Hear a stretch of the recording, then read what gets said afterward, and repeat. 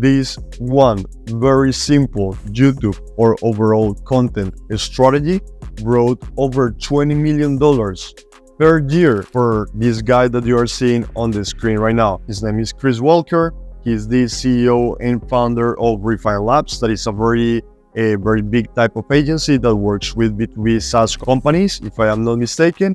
So we will review his content strategy, how is he creating YouTube videos, and what's like overall his thesis for content creation, and how that thesis has allowed him to scale his company to between $20 to $30 million per year in revenue, right? So if you are an infopreneur, an entrepreneur, you are trying to position yourself as an authority within YouTube or within the content game, this video will be extremely valuable to you. Now, before getting into the actual insights and the specifics of how this guy did it, I want to kind of tell you a very important story that will put in context the parameters or the elements, the variables that we will be analyzing from Chris' content, right? So let's get straight into it. Here's the thing. Almost a month ago, so a few weeks back, I was at this event for entrepreneurship. And in this particular event, there was a great presentation. It was literally a masterclass about marketing. One guy told his story on how he went from this random kid with not much opportunities, middle class type of family. He started this company of lights, selling lights, a physical type of business. He started a small store. Then he quickly, after a few years, was able to start growing his store thanks to digital marketing. And hear me out, this story is super interesting. So here's the thing.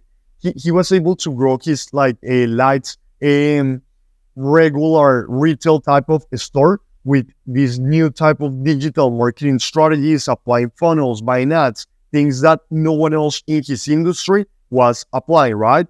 And after that, he also just correlated all of the specific nuggets and insights that he provided regarding marketing, and he correlated that to his story. So at the end, everybody clapped at the end.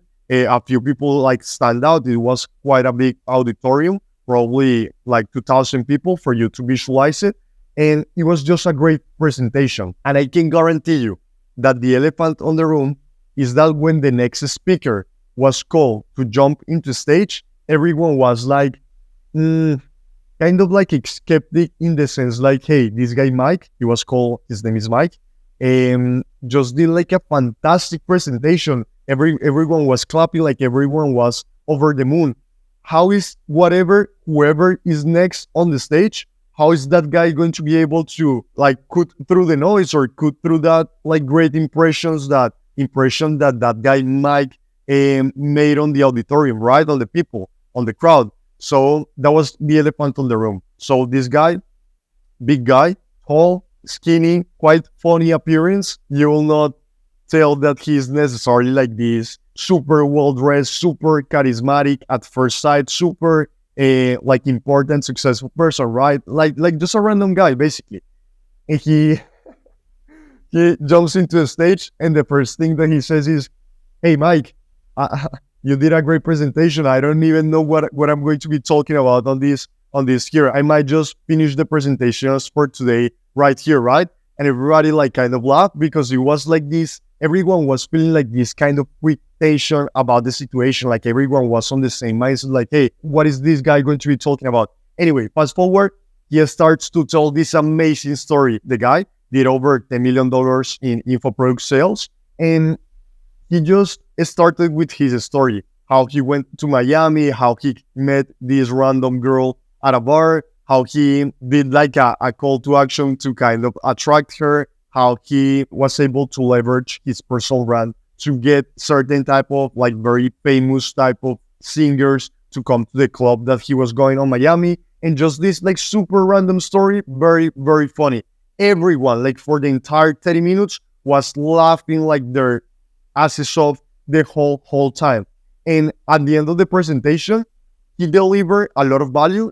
Everyone was over, actually over the moon. The insights that he provided regarding marketing, he explained about the value ladder, how to create content strategies, how to use those content strategies to just get people through the funnel and through this value ladder in a more like effective manner. How you need to focus on only one product to really scale your company to multiple 7 and 8 figures in sales and all of these things. But like after the presentation, here's what I realized. Just by talking with other attendees, and hear me out because you'll like this story will make sense very, very shortly. By talking with the other attendees, everyone was like, hey, he over-delivered.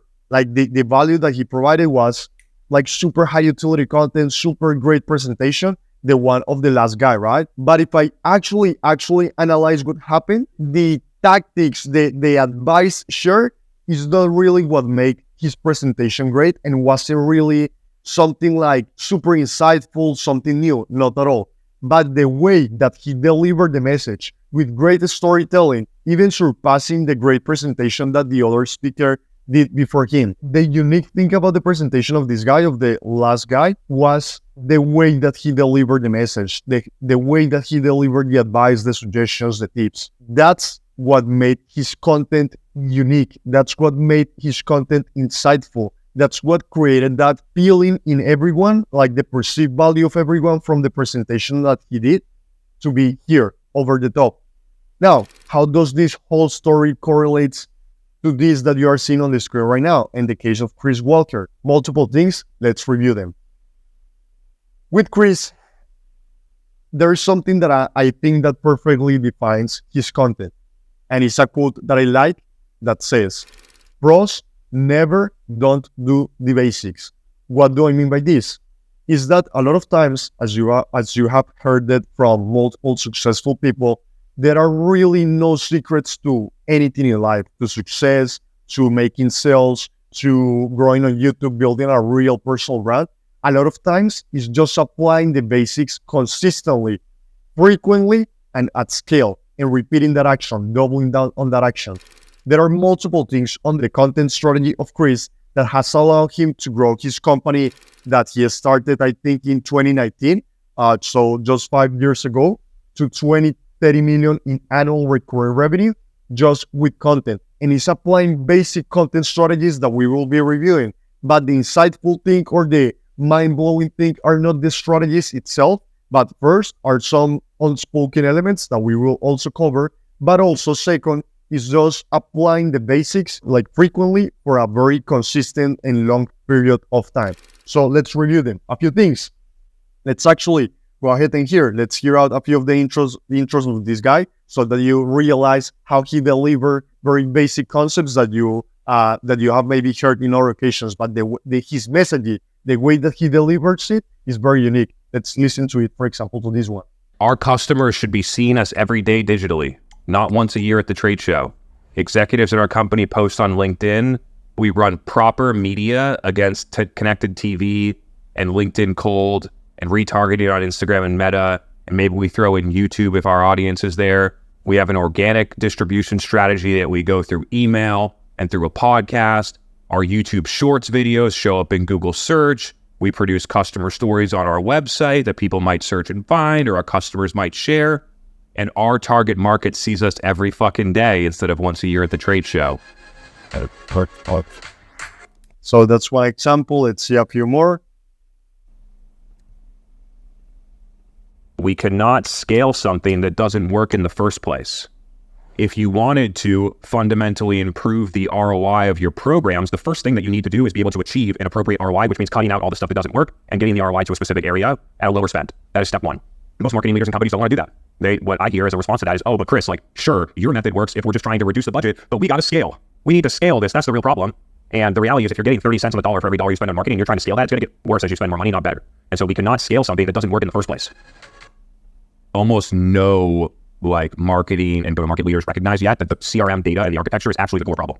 Solving that is the number one priority, not buying another tool, not going out and switching from demand-based to 6sense, not buying a signal aggregator. All that stuff is nice at the top, but if we can't measure it and we can't make decisions. Anyway, I think that you get a little bit on the idea. So here's what I'm talking about Chris. The way that he explains things, and when you listen to his podcast, this is a guy that I really recommend to listen to. The way that he delivers these unique insights is just different to what you usually hear on the market. His perspective, the way to present things, the stories that he uses, how he correlates the insights and advice on marketing, on how to grow your company, B2B companies, that is his target audience, how to approach like all of these strategies. It just sounds unique, but it's not necessarily because of the like core message that he's delivering, but it's more because of the way that he's presenting it, right? And that's something very, very important to have in mind, because that uniqueness, that quote unquote uniqueness, is what cuts through the noise of content, is what cuts through the noise of personal branding, and is what allows these kind of guys to blow up, to really attract like very big audiences to their content, especially in terms of leads and people that are within his ICP, ideal customer profile. So in the case of Chris, he doesn't have like much of a bigger YouTube channel. It's just 6,000, but I think his biggest audience is on LinkedIn. So that is something to have in mind. So we already talked about like what are the underlying principles like that. How do you need to deliver like these unique insights? Now let's talk about some of the specific tactics within his content strategy. As I was mentioning at the beginning with the phrase, a strategy is applying the basics at scale. Post a lot of content. That's what he recommends. Post it everywhere. You can see it on one of the intros of the podcast, how he said that he creates case studies that are virtually or basically like blogs that people can find, how he distributes his content as podcasts. He has a Spotify, he has LinkedIn, he has YouTube. He's just being omnipresent and really being there every single day in basically every platform that his ICP is congregating at, to just stay top of mind with his content, right? Delivering these unique insights to the market and just being in front of the market every single day. By the way, a few also something that I wanted to show you. This is his website. You can see the pricing of his services. The retainer for this package is $27,000 per month with a 6-month minimum commitment. Other one fee of $35,000. So he's very, very high ticket, right? He only needs a handful of companies to make these kind of numbers that he's making. Probably if he's working with 100 clients at almost $30,000 per month retainer, that's a $30 million company per year right there, right? So that's even more than 30 million. So that's something to consider for his strategy. That's why this works so well. And that is something that you should probably also have into consideration, is that a lot of times when you're focusing on your YouTube strategy or content strategy overall, you don't need to focus on, as we say within our company, views don't equal sales. Meaning you don't need to focus on this a massive broad type of topics, because the type of people that you attract with that don't necessarily translate or correlate with the number of buyers that you're attracting or the number of sales that you're going to be generating, or you're done with the offers, info products, whatever. What you need to do is to focus on the right type of content that directly talks to that specific ICP. And regarding the way that you should structure like these pieces of content, actually Chris mentions something about that. It is something simple, but he says something that a lot of people or companies forget is that they don't really break down how the communication works. And when they create a piece of content, they are not really thinking about what is the intent and what is the goal of that piece of content. Is it to break a limiting belief? Is it to show you that your solution is better than other competitors of the solutions of other competitors on the market? Like, thinking through what is going to be this piece of content about is something that a lot of people forget. So first, thinking of who is the audience that you are trying to talk to, and then what do you want to specifically accomplish with that piece of content is what you should have into consideration when creating these pieces of content to generate sales, generate clients for your business from this content strategy, right? These guys, just basically the whole content strategy is just a reminder of doing the basics at scale. But the caveat here is that you really do need to have expertise and like case studies and real infield expertise to pull this off correctly. And what I mean by this is that when you watch Chris content, you know that is worth watching type of content. But why? Because of his experience, because of the success stories, because of what he has been able to build, the type of insights that he delivers just makes sense, are different to what you usually hear, are interesting, and that's what makes people resonate with him and further down the line convert into clients for his agency and for his services, right? So that is something that's one of the unspoken elements that is very important to consider as well. And yeah, that's basically it. If you think about it, again, to kind of like summarize this, by the way, before the summary that is going to be important for you to have in mind, I actually wanted to invite you to something. If you might be someone that is trying to start, or you already have like a YouTube channel, but you want to take it more seriously, build your personal brand properly on YouTube and generate more sales and leads for your channel, I invite you to go to the description below. You'll find a free document, a full YouTube strategy on how to accomplish just that.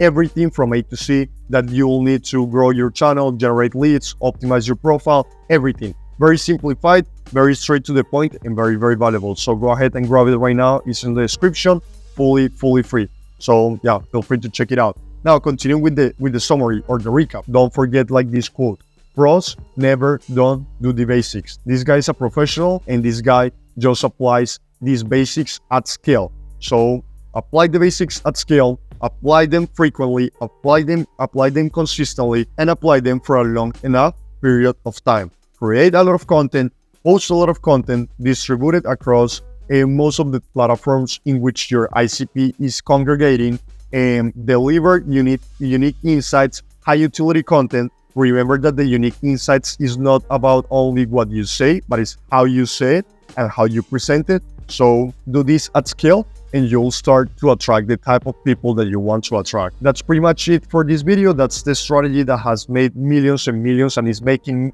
Chris Walker millions for his agency on a yearly basis. Hope this video was valuable to you. In the next 3 seconds, I'll recommend another video on YouTube organic marketing, on personal branding, probably even more valuable than this one. So I invite you to go ahead and check it out. I'll see you there. Bye-bye. Take care.